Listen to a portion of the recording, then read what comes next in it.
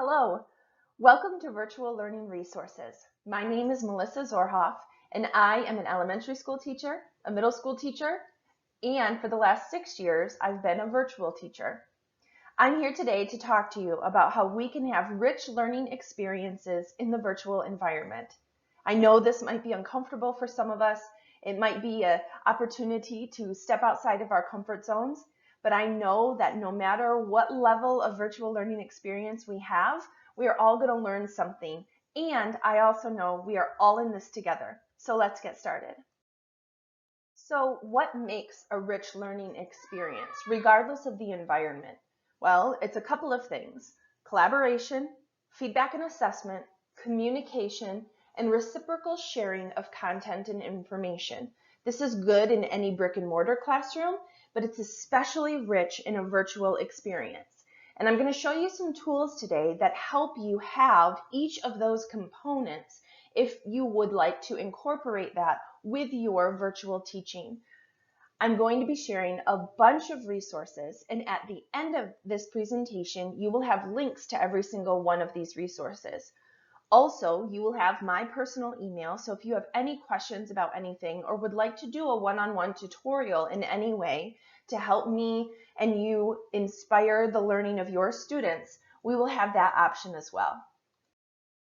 Zoom is one of my favorite platforms to use in order to create a virtual meeting experience. There's a Zoom app, there's Zoom on your web browser, and basically what it is it's a virtual classroom or a virtual boardroom or a virtual room where multiple participants can come in all at the same time. So if you think about the visual of the Brady Bunch, here's a story of okay, all the different tiles, that's what Zoom can turn into. So you can literally have a face-to-face experience with somebody and be not in the same room at all. What I love about Zoom is that you can be teaching, you can use your whiteboard, you can read a book, you can do your actual teaching, and you can see your students when they raise their hand. There's also a chat box option that students and teachers can be chatting back and forth.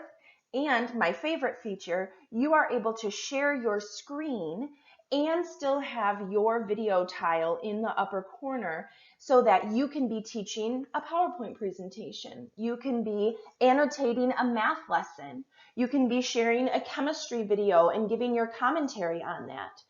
What I also love is this ability to have breakout rooms. So if you think about groups, you can put students into different breakout rooms, and then you as the teacher can walk around virtually into each of those rooms. So you're creating this communication option for your students, but also this beautiful collaboration tool as well. Zoom can be accessed at any time. You can have multiple people in one room at a time, and right now it's free, which is super exciting. So let's just say you teach Spanish 1 at 12:25. Well, no matter where your students are, you can all come into the same Zoom room at 12:25 and still have a teaching, learning, collaboration experience just with your virtual classroom. Zoom is awesome. Now, I'm sure all of you have heard about YouTube, but having your own YouTube channel, yikes, that sounds a little scary perhaps. But what's so awesome about YouTube is you can record a video live right there on the YouTube platform, and it goes right to your YouTube channel. So it doesn't take up memory and space in your computer. You also have full control over the privacy settings of your videos. So for example, you can make a video like this one, set it to unlisted, and that means that only people with a link to that specific video can see that specific video. What I love about this is if you're using a platform like Edmodo, you can put that specific link right into your Edmodo page and students will be able to access that. So if you didn't want to do live teaching like we just talked about in Zoom and you wanted to do pre-recorded teaching, YouTube is an awesome tool for that. And to sign up, it is super easy. You can do the same thing through an app or through the web browser and get the same direct learning experience through video. Google Docs is one of the most user-friendly virtual tools I have ever experienced. What I love is the variety of document options that you are able to share with other people with something as easy as sharing a link.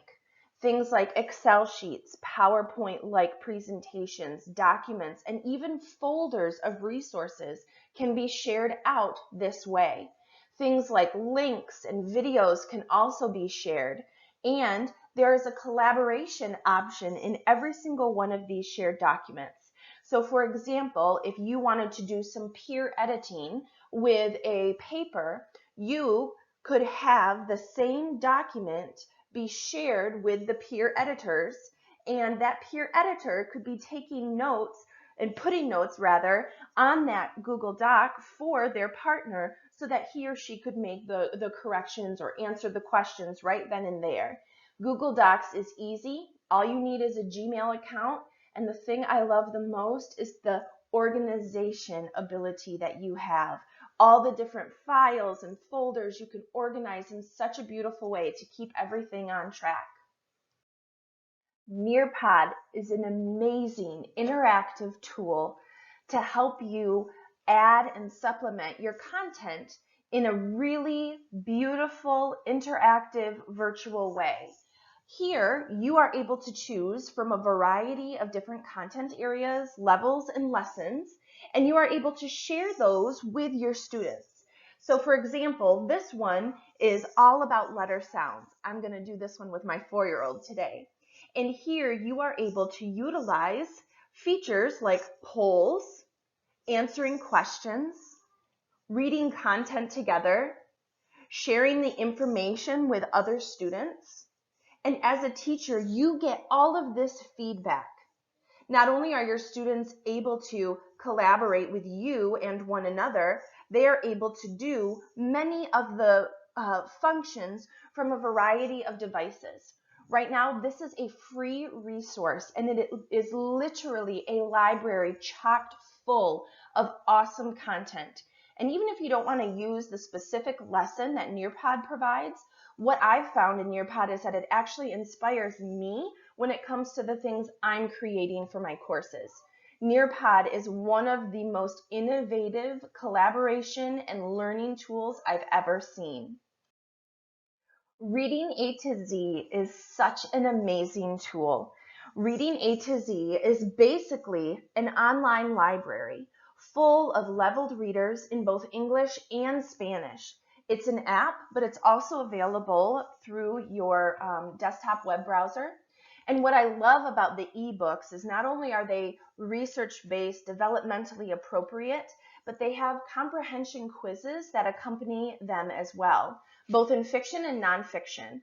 When you are a teacher with a Reading A to Z app, you are able to create your own classrooms, deliver assignments, instruction to your students, and then also inspire them to read aloud and do an actual online running record. So you are able to assess their reading abilities, their fluency, their comprehension. All of those tools are right there in Reading A to Z. Talk about fun and learning. Brainpop is one of the most fun learning tools that I know of. Chock full of learning videos, comprehension quizzes, tons and tons of information, all created with a cartoon character and created by experts in the area. A variety of content areas, a variety of genres, a variety of learning levels are all here in Brainpop. Brainpop can be an app. Brainpop can also be shared via links. And right now, Brainpop is free for all educators and families to utilize at home and virtual learning. Brainpop is one of the world's most popular learning tools, and to have it be accessible for free right now is just a gift. And last, but definitely not least, are e-reading options.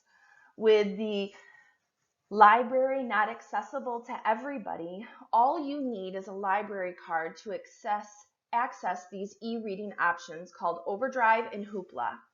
Here, you will have the ability to have audiobooks, e-readers, and even music and videos, all right in the palm of your own hand.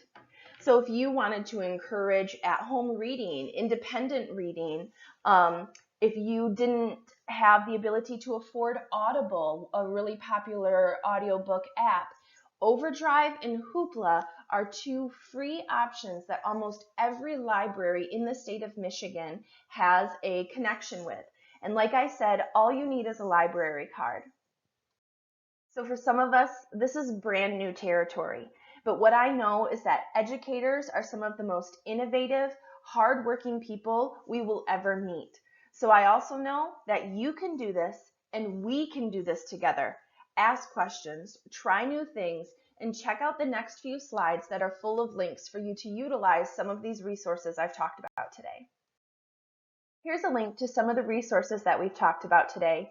And please see my email address and contact information in the email to follow this video.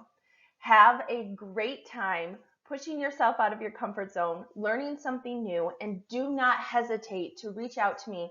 I would be honored to help you enrich your students' learning experiences. Talk to you soon.